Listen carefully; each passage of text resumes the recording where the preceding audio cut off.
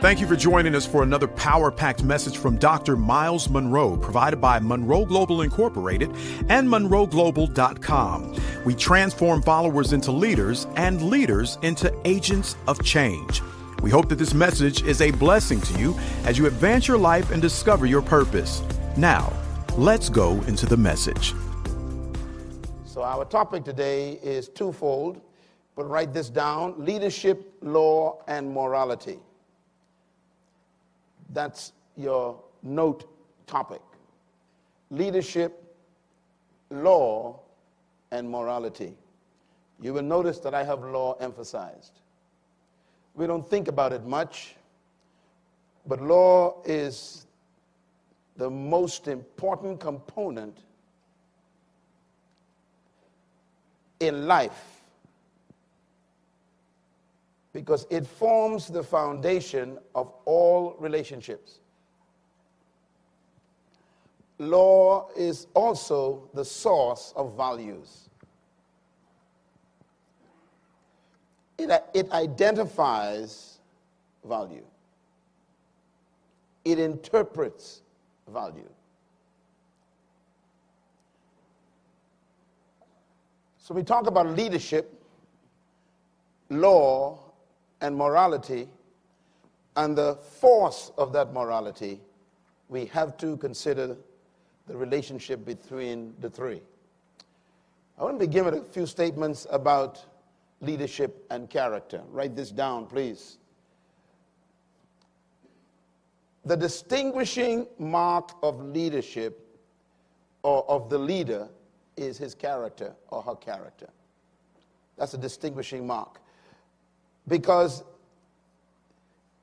it is character that makes people trust you.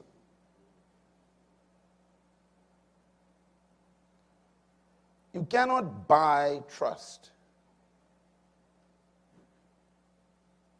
You cannot demand trust. Trust is given by other people in response to character.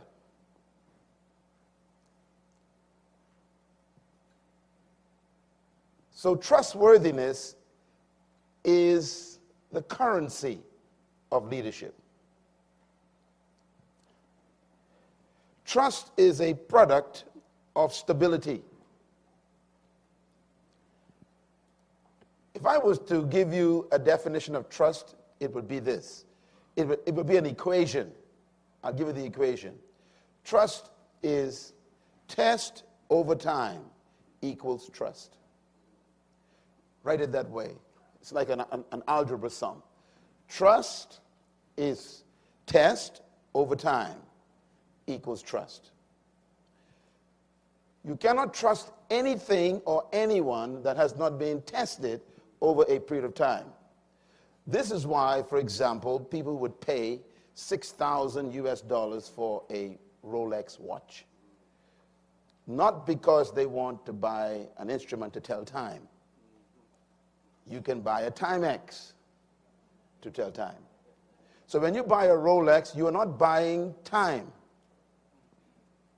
You are buying trust.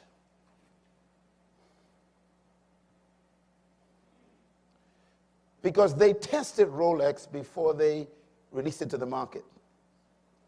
When I was given a Rolex as a gift some years ago, there was a book in the little box that was about 1 inch thick. And I said to myself, why would someone write a 1 inch thick book on a watch? And then when I opened it, I saw a photograph of an elephant standing on a Rolex. Then I saw another photograph with a Rolex in fire. And suddenly I realized this is not a watch.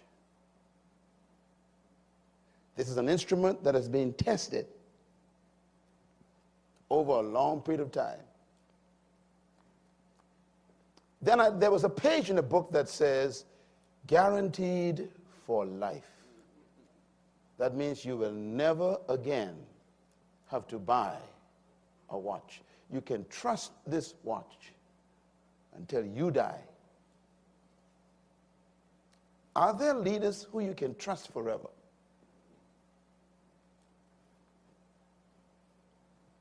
Do they have longevity?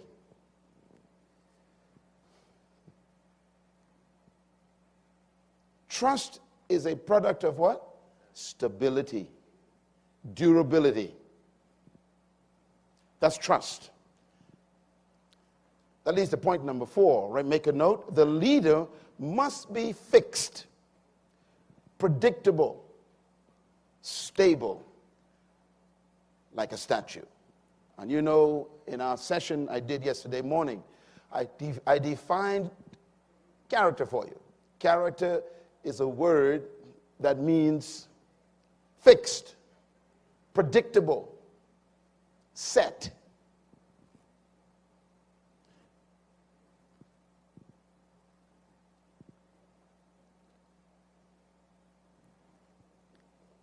Now, let's talk about how law relates to this. I'm going to give you a lot of information in 10 minutes. So you must listen carefully, because most of us never thought about the power of law in forming our values and our character. Law is the foundation of creation. It took me 40 years to make that one statement. All of my assessment of life and my studies of life so far, on my brief sojourn on this planet, I have come to the conclusion that everything runs on law. Law is inherent in creation. Law is the glue that holds the universe together. As a matter of fact, everything exists by law. And everything exists on law. We have 500 million galaxies that have been identified by the astronomers. They have not yet found the end of the universe.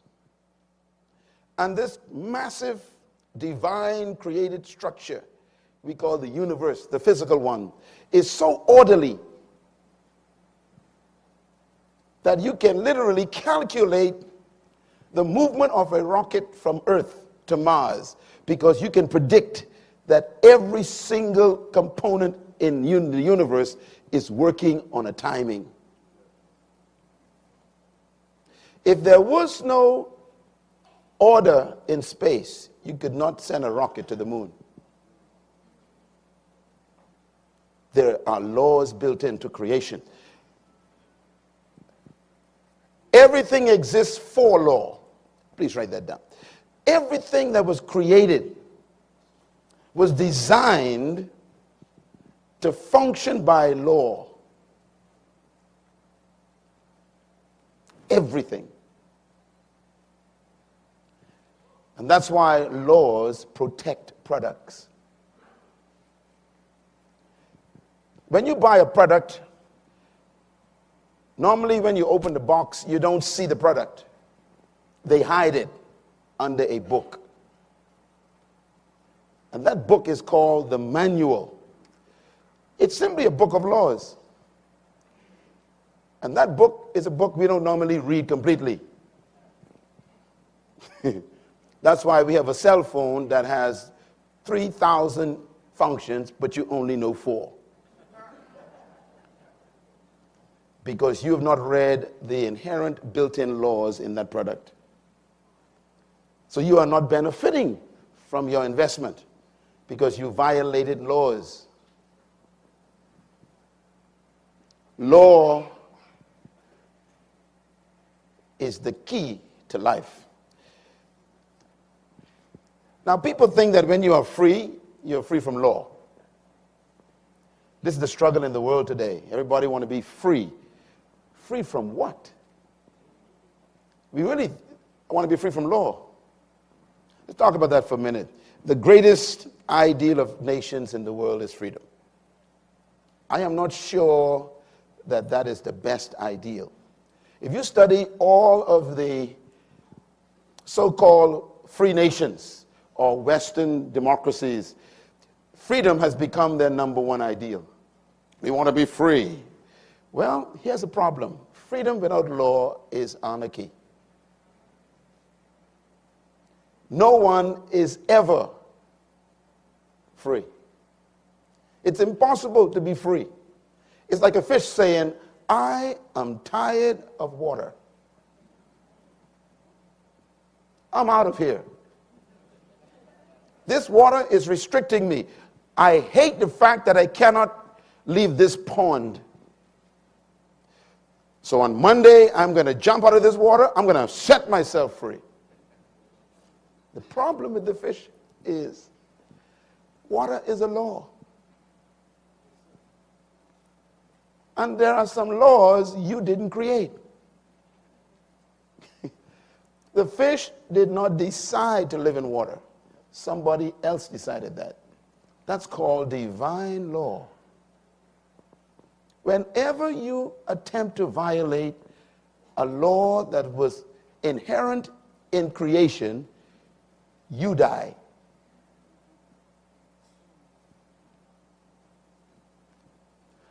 So all these people marching in your country with placards, demanding their rights. Rights to do what? To be free from laws.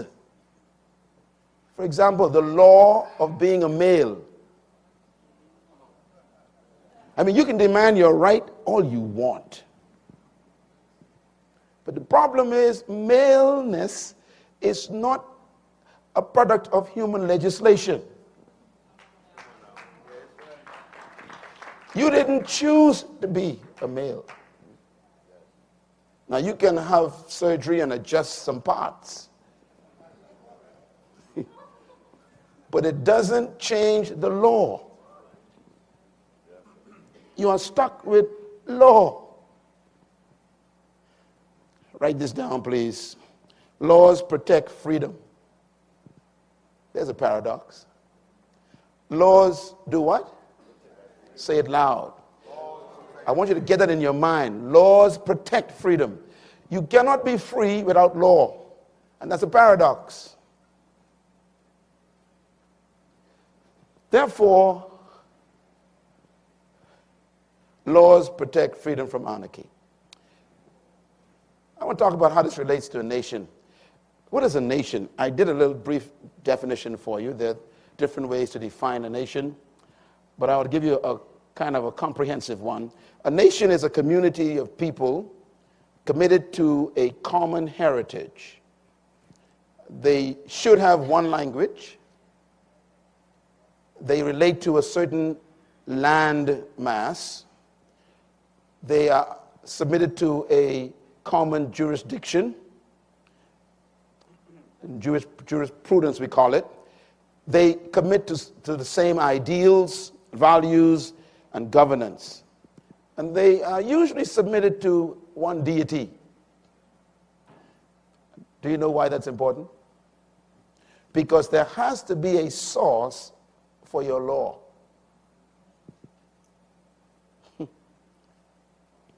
You cannot just create law. Law needs authority.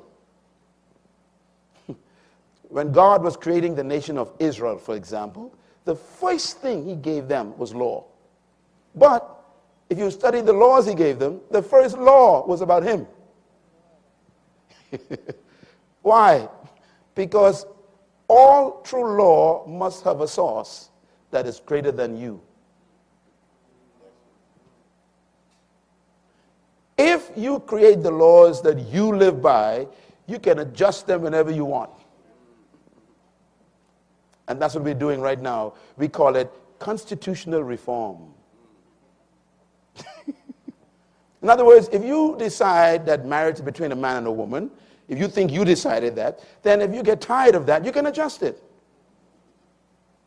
But if the source of that law is greater than you cannot just decide to adjust it. It's the power of law. How does this relate then to order in a country? Make a note. The absence of law is disorder. Sounds simple. And the key to life is order. And the source of order is law. And the ultimate law of life is law, because there is nothing more important in life than law. I'm going to prove that today. As a matter of fact, there are some religious people who emphasize grace more than law. I caution you.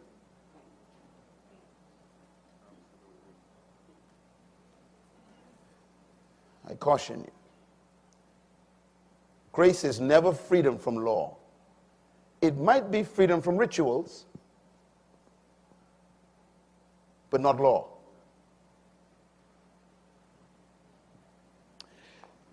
Law protects you. It sustains everything. It preserves, it guards, it promotes life. These are important to write down. If a fish stays in water, it lives. And as long as it keeps submitting to water, it guarantees its life. Laws promote life. Therefore, without law, there's no definition in life. We define life through law. The reason why a seed does not need prayer when you put it in the ground is because when you know law, you don't need to pray. Oh boy, I'm in trouble now. Those religious people looking at me, them religious people. Look, God designed the seed to operate by certain laws. The law is put it in soil, give it moisture, and let there be some sunlight with some ultraviolet rays that will ignite the chlorophyll. So you don't need to pray. Just submit the seed to the laws. And the tree comes out by itself.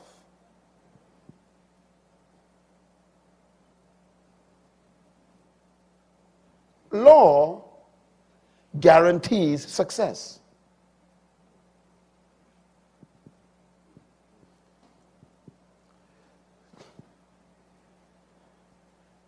We are sitting in this room with over 50 nations represented. And I don't think that your governments themselves understand law. And I say that with authority because I've been talking to some of them. They understand politics. And they use politics to break law.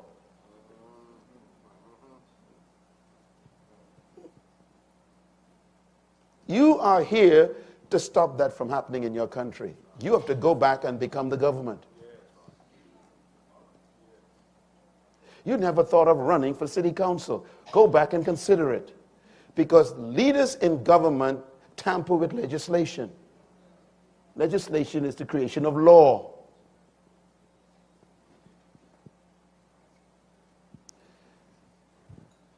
Make a note, please. The foundation of all nations is law. Nations are built on law, and they are sustained by law. The quality of a life in a nation is determined by law. The quality of life in it. National life, therefore, is protected by law because all societies must adhere to law if there's going to be a common unity. We call it a community. Community is produced and sustained by law. What makes a community is not a government, it's law. This is why, even though we may not accept it in application, at least we admit that law is the source of our national identity. I'm getting at something. Stay with me for a minute. Okay, so let's talk about law and the priority placed in the creation by the Creator. The first thing God gave Moses for national development was what? Law, not power. He gave him these 10 specific laws. Secondly, he gave it to Moses because, and this is the most important statement in the whole session, laws create values.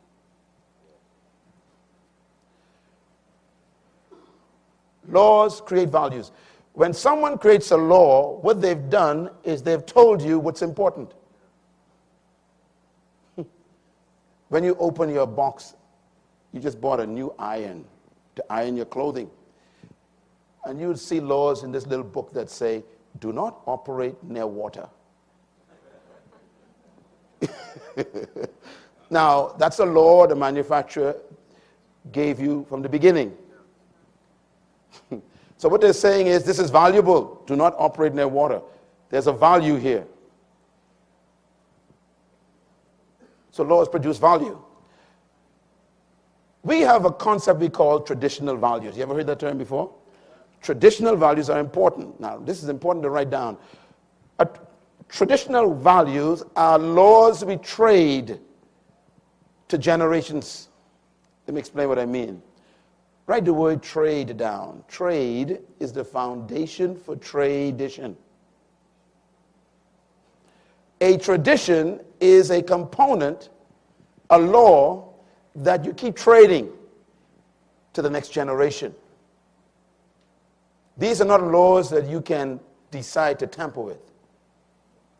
They are permanent. You keep trading. This is what you teach your children's children. Traditional laws.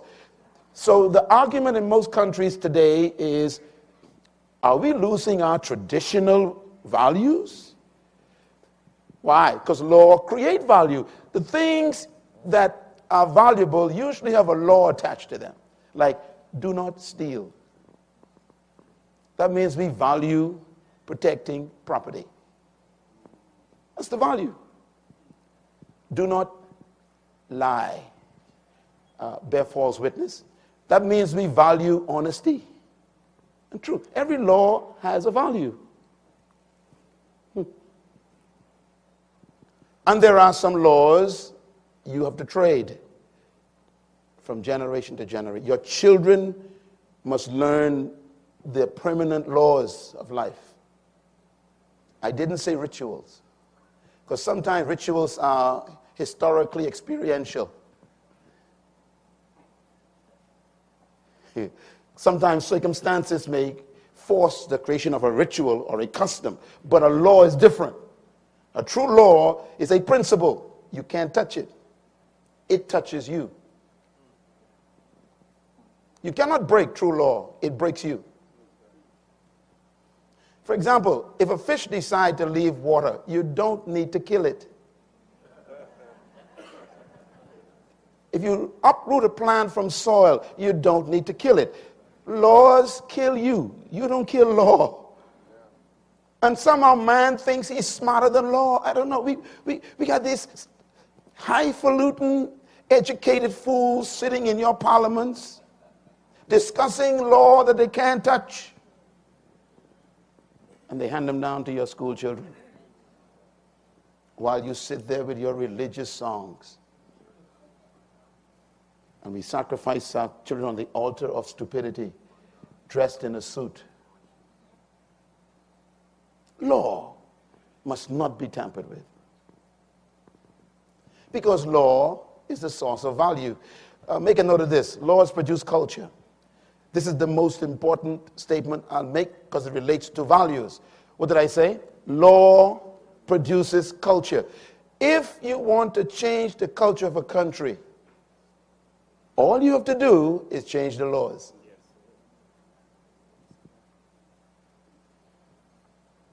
This is why the elements in your society who want to change the culture of your community, they're not even worrying about your worship services, your synagogue worship, your church meetings. They ignore you. They go in after the politicians who deal with legislation.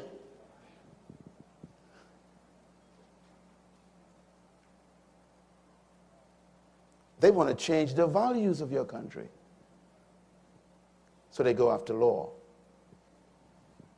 And one by one, for example, in the United States, we got state by state collapsing to certain legislative transformations. You know, and they got the blue states or the white states or the red states. And sometimes I see the map and I go, oh boy, the colors are becoming one slowly. It is the encroachment of cultural transformation. They are changing the values while you sit there.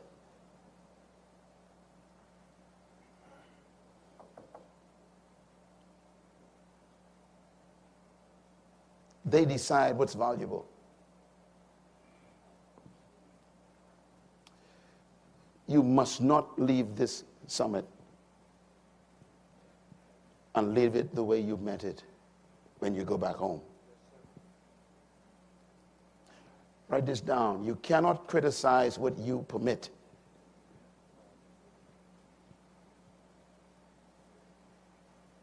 You cannot oppose what you allow. Your loudest disgrace is your silence.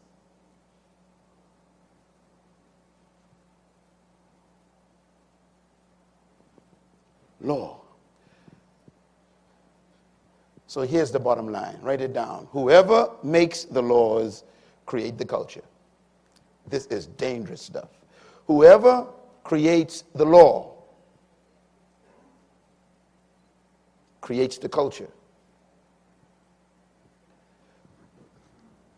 You got in your country, they call groups are called lobbyists.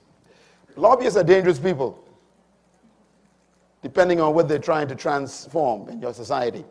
And most of them are well-financed because they know that most of your politicians have no character.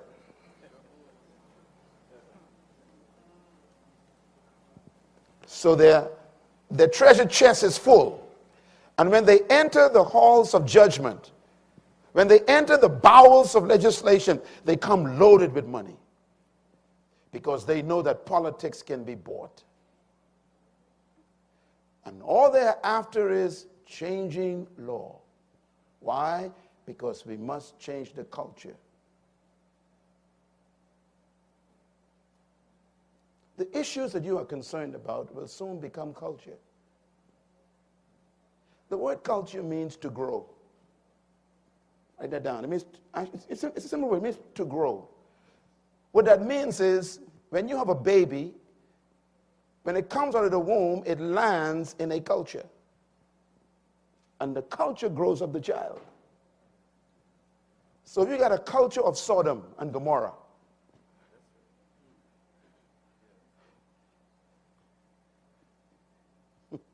your kid lands in Sodom. It's a culture, and the culture begins to work on them, beginning from grade school. And it gives the 5-year-old kid a book and says, this is normal. Do you know, and we got our Hebrew scholars here, do you know that the Hebrew word for law is an interesting word in English? It's the word nomos, N-O-M-O-S. There are a number of words, but this one is one that caught my eye. N-O-M-O-S, nomos. It's from the word normal. Law creates norms. You ever heard that term? Norms. That means it is normal for two women to be married very soon. It'll be norm. Why? Because you created a law that permitted it. So your grandchild will not even think it's strange anymore, the way you think it may be strange. It'll be normal for your grandchild, and your grandchild might submit to that. After all the work you've done to try and be pure and adhere to the law, your grandkid is in trouble. Do you understand what I am saying today? Are you sure? This is serious business.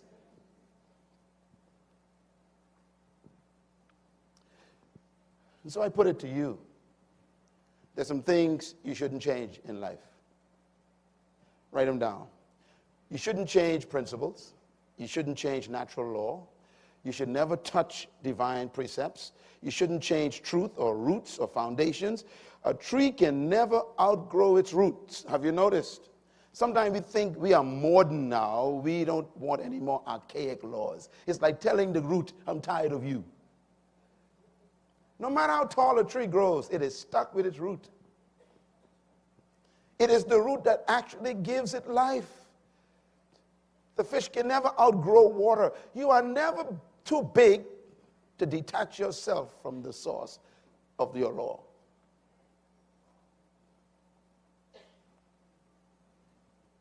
You cannot just decide to change things in life. I put it another way. It's like a house.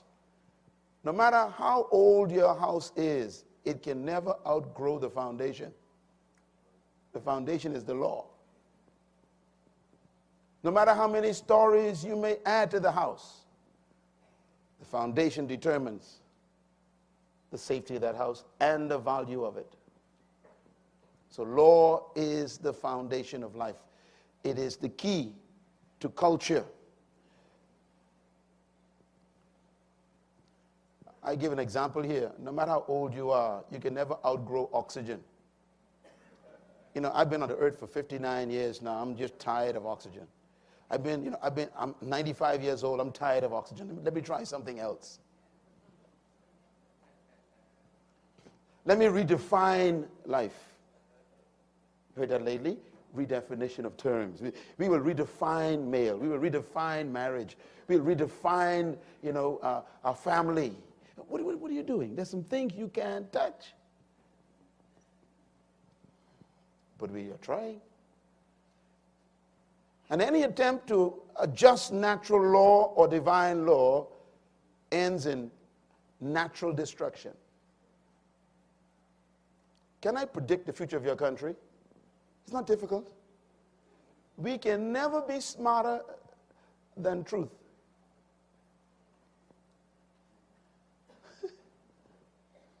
Do you know what a prophet is? You know, a prophet? A prophet is someone who knows the laws. That's all. And they just kind of assess environment and they go, let me predict what's going to happen to you. I can be a prophet to a fish. You can prophesy to a fish. If you come out of water, you shall die. Why? Because I know the law of the fish. So you don't need to necessarily argue with those powers in your country that are trying to reform law. Just make sure you speak loudly about the future. That's what a prophet is. Someone who speaks loudly about the consequences of broken law. That's all a prophet is.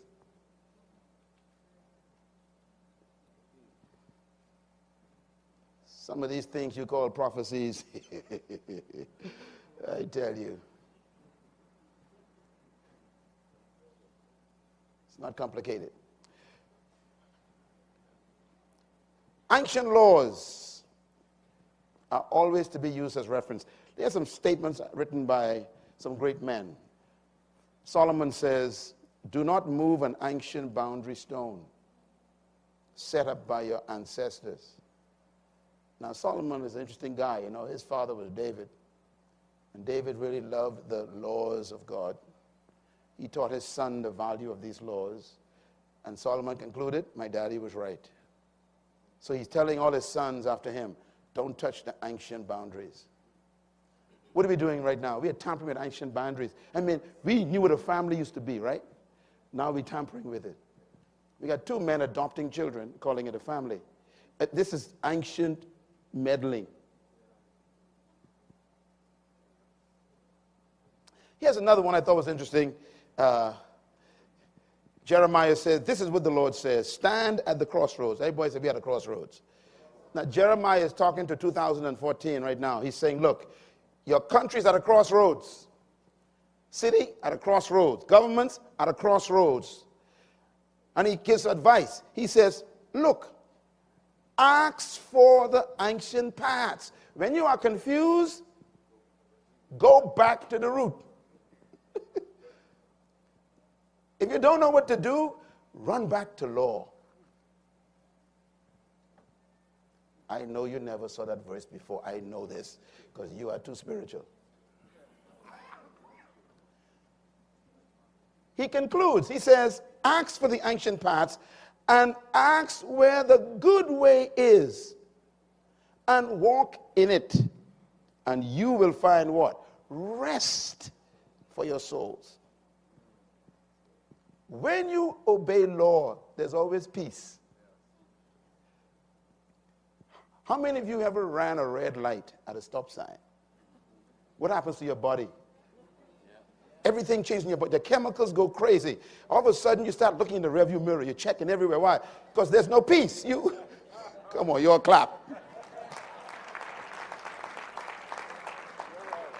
If you know you're not committing adultery, you got peace in your bedroom. Law guarantees peace.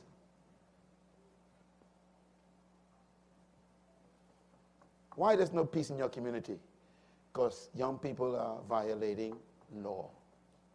What is crime? Violation of law.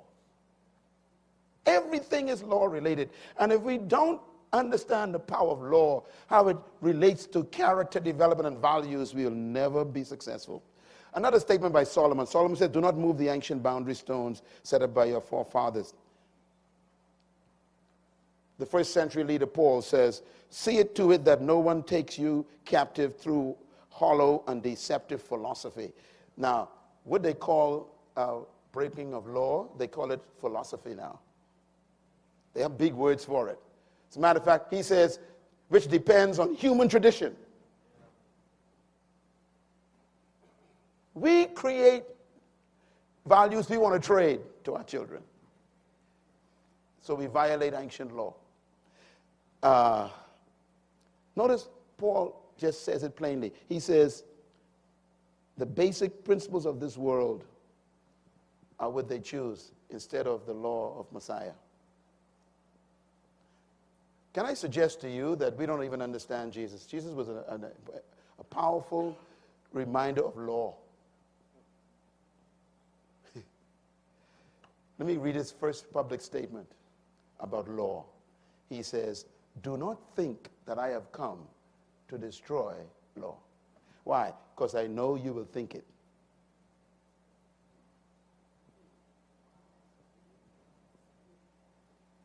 Matter of fact, let me just take you there. Let me define law for you. Write this down quick. Laws are principles. Principles are, the word prince means first. So principle means first law. Why? Because there's some second, third, fourth, and fifth laws that come along. So when someone says something is a principle, they didn't create that. That's the original one.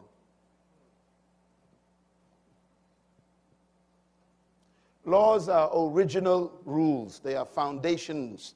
They are inherent. They are natural. Laws are creative injections to preserve life. As a leader, you must make a decision from this day forward that you will never tamper with divine laws or natural laws, and that you will defend them, protect them, and die for them. I remember reading Martin Luther King's statement. It shook my heart. He said, there comes a time when you must break human law when it conflicts with God's law.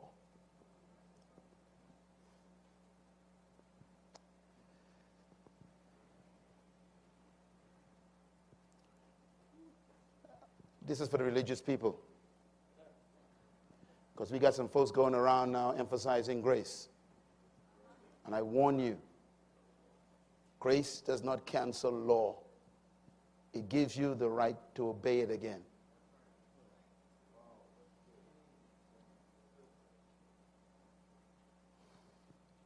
When you are set free from prison, the judge always says, don't you ever come back to my courtroom.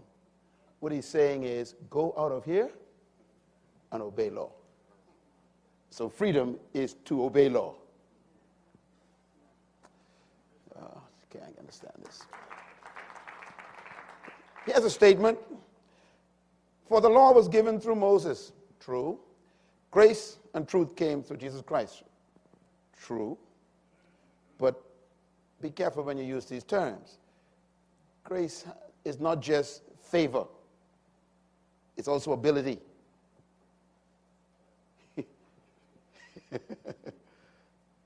Grace gives you ability to do what? To keep the truth. What is truth? The original information. And so, for those of you who need proof, let's read this together. Go. They are godless men who change the grace of God into a license for immorality and deny Jesus Christ, our only sovereign Lord. They use grace to do what? As license for immorality. This conference is about the moral force of leadership. And the only way to guarantee morality is law. Some of the politicians have lied to you and said things like, you cannot legislate morality. Don't you ever believe that. That is not true. Every law is moral. Every law has moral implications. You cannot make a law that doesn't contain morality.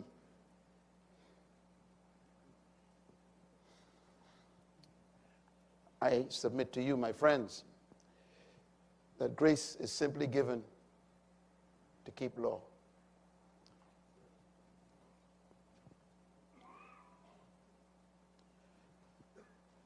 There are people walking around saying that the Apostle Paul preached against law.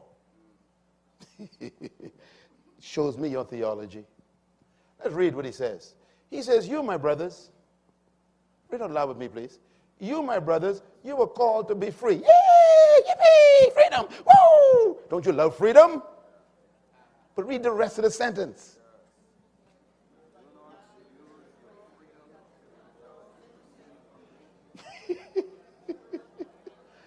Oh, stop it. You're depressed by now. Stop. He said, don't use your freedom to indulge in sinful nature.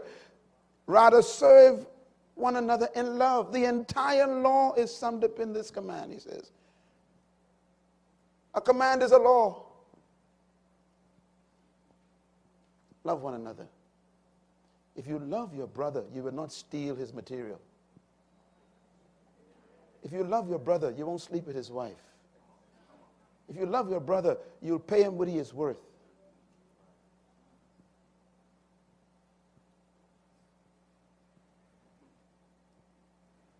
These are all moral activities. It's moral not to steal, but it came from a law.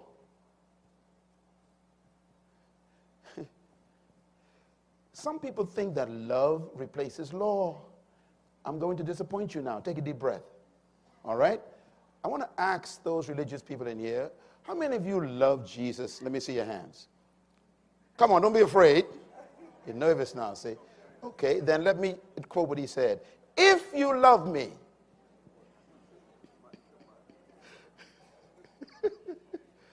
you won't sing, you won't pray, you won't meet together and have worship. He said, if you love me, you'll keep my laws.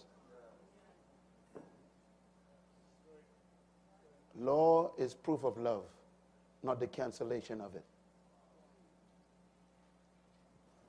Law is an expression of love.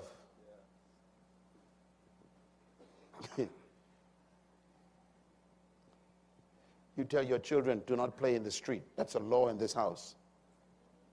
Is that love? Absolutely. The kid thinks it's restriction.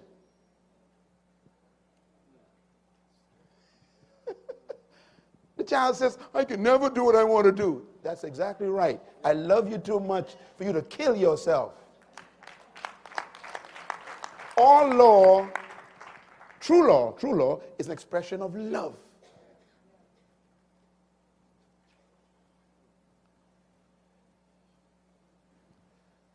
Peter said these words. He said, live as free men, but do not use your freedom as a cover-up for evil. Look, I know that grace is available on Sunday morning, so I'm going to sin on Saturday night. That's what he's saying.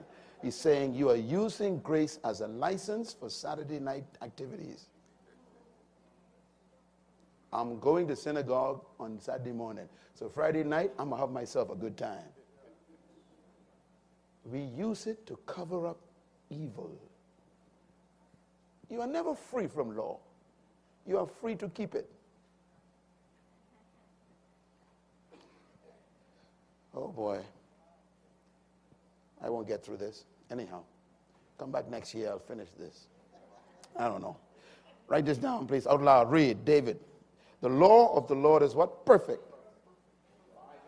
Reviving what? The soul. What's the soul? The mind. He says the law of God gives you sense. It makes you wise. It stimulates your conscience. Reviving the soul means to give you conscience again.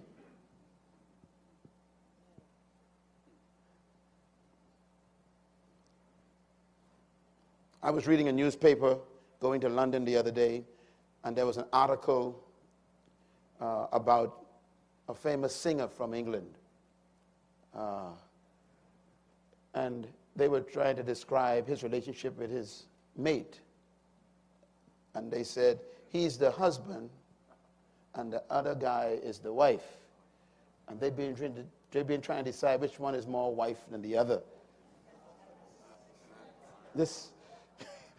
Their conscience is gone. That's why they hate law. Because the law wakes up the soul.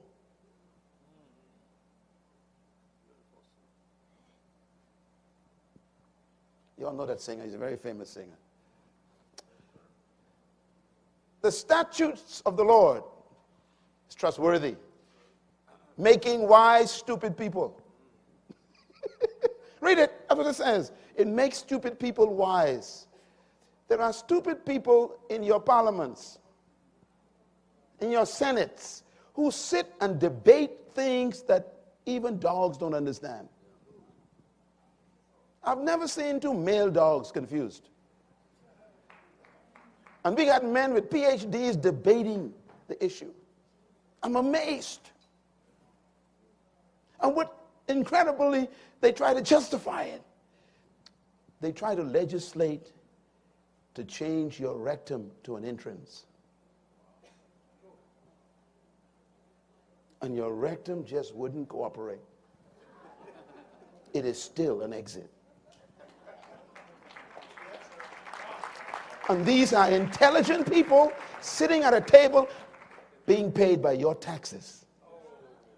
It makes wise the simple. The next time you see a politician who is supporting these things, just shake his hand and say, you are very simple.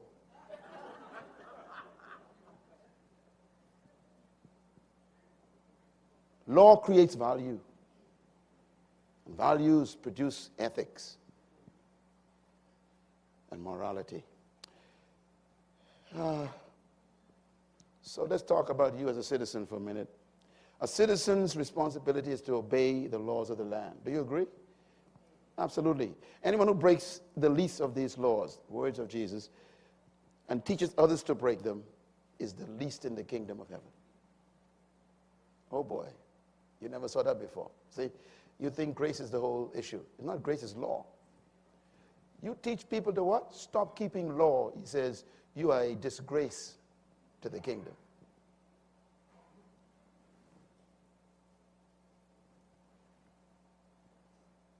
You still should not steal. As a leader, when you sit in the secret office negotiating a contract for your government, my question is, which laws are you obeying? What protects the country from corruption? You know your cousin doesn't own a road building company. And the contract is for $200 million to build roads. And you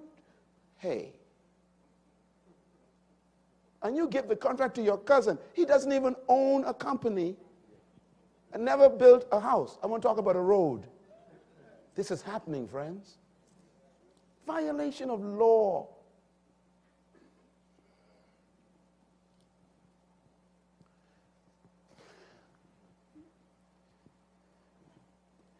He says, I expect you to keep law. I expect you to teach law.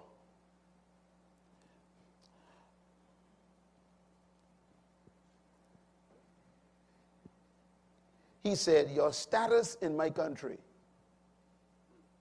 is determined by how you keep and teach law,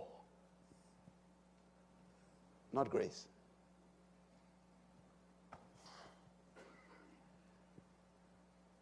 We got so much lawlessness in religion that even the priests go into jail.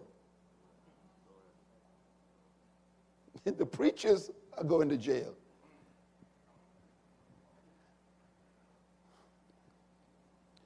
This new show that came out with these preachers in Los Angeles. Yeah, I'm going to touch it for a second. I just sat and I went, oh my God, this is lawless. See, I don't live in that country, so I got to depend on guys like Joseph to handle that. If that was here, I'm telling you, I'd be in their face every day. I will disgrace them.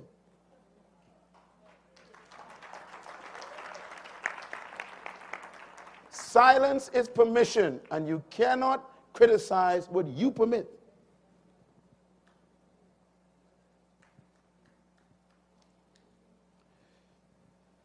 Speak out against evil.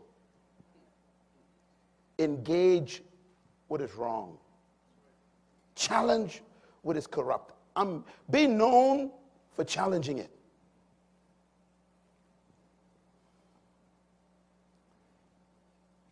Leaders are made famous by what they challenge.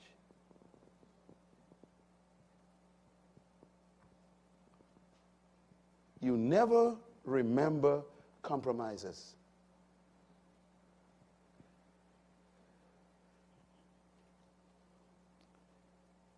I want you to list this, and then we're going to close. I'll probably make an adjustment tomorrow and try and finish this because this is too important. Write this list down. The foundation of ethics is law. We're dealing with character in this conference, and that's why I'm showing you that law is the foundation of character, because it is the person who have decided to keep law that becomes a person of character. They are immovable. They found some things they refuse to violate. And character means fixed. Number two, law is the source of culture.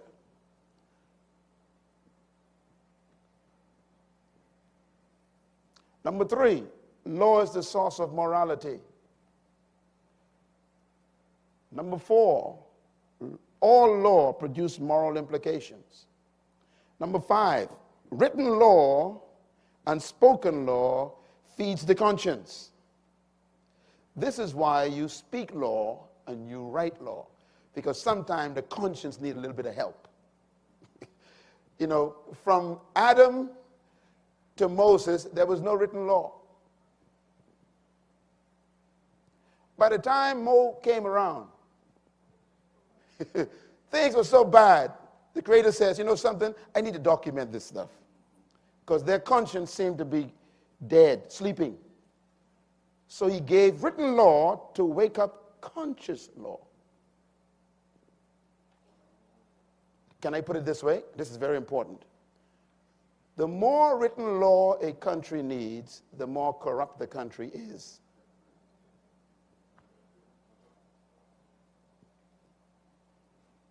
If your company needs a policy book that's 2 inches thick, your company is corrupt. The more written laws you require is an indicator that your organization or your country is dying.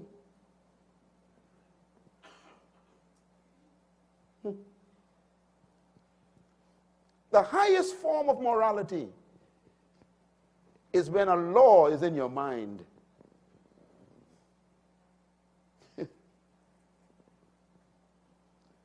I'm saying some important things.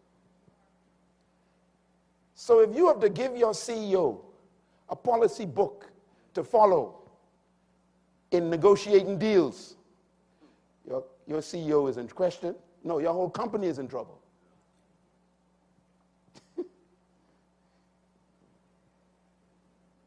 Written law wakes up the conscience. Why? Somehow it has been put to rest by your constant violation of laws. Conscience never die, I promise you, but you can actually paralyze it. In this book, I beg all of you to get a copy. Just released last night. You saw it last night. In this book, I have an entire chapter just on conscience. You need to be reintroduced to conscience again, because conscience is the key to character. You have no conscience. How could you take that money? You have no conscience. How could you treat that man that way? You have no conscience. How could you steal? You have no conscience. How could you pad that invoice? See, we keep referring to conscience. Character is built on conscience.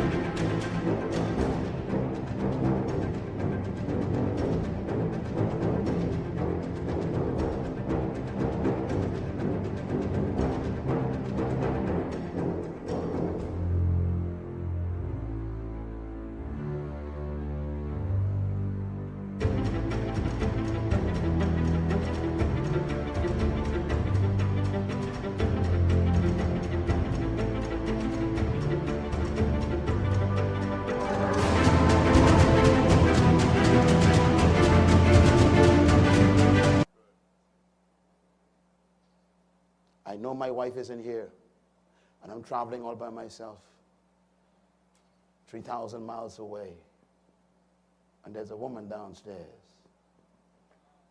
and she wants to see me. The only safety I have is my conscience.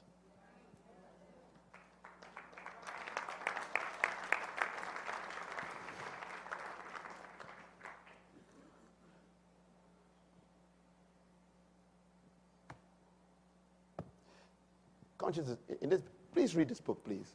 I'm telling you, 12 years of research. I figured out something.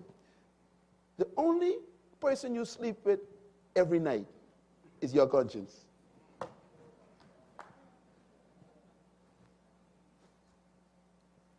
And whether you have a good sleep or not depends on your relationship between you and your conscience. And your conscience can give you cancer. You'll think about that next month. That's why people get sick. Their conscience activates free radical cells in their bodies. A free radical cell is a cell that can code for cancer or become a cell that creates immunity. It's the same cell. It depends on the stress on it. Your conscience creates stress and can turn a cell into a cancer cell, give you a tumor. Live right so you don't get cancer. Doesn't mean everyone who gets cancer doesn't live right. But believe me, it helps to live right.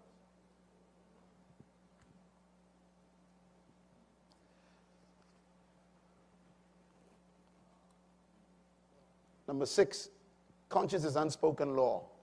Number 7, law is the source of values. And number 8, law establishes values. So this is where character gets its root. Law. This is slide number 11. I have 110. Thank you very much. Thank you once again for listening to this message, as we hope that it has been a blessing to you. Our goal is to show you new paths and opportunities so that you can discover your purpose. It is your love, support, and partnership that makes Munroe Global possible. Please visit us online at www.munroeglobal.com for more product, partnership, or to join us at one of our live events around the world.